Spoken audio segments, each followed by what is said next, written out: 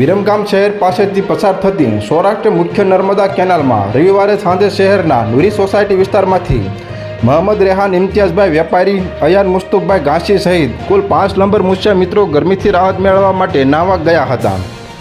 દોરડાના સહારે નાહવા માટે ઉતરતા દોરડું તૂટી જતા 5 મિત્રોમાંથી 2 મિત્રોનો પાણીમાં ગરકાવ થવાનો બનાવ ઘટ્યો હતો, જ્યારે 3 મિત્રોનો બચાવ થયો હતો.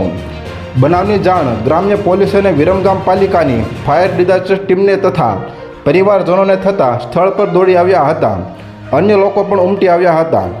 ડૂબી ગયેલા મોહમ્મદ રેહાન અને અયાન બંને યુવાનોની ઘસમસતા પાણીમાં શોધખોળ આદરી હતી, પરંતુ બાળ મળી ન હતી.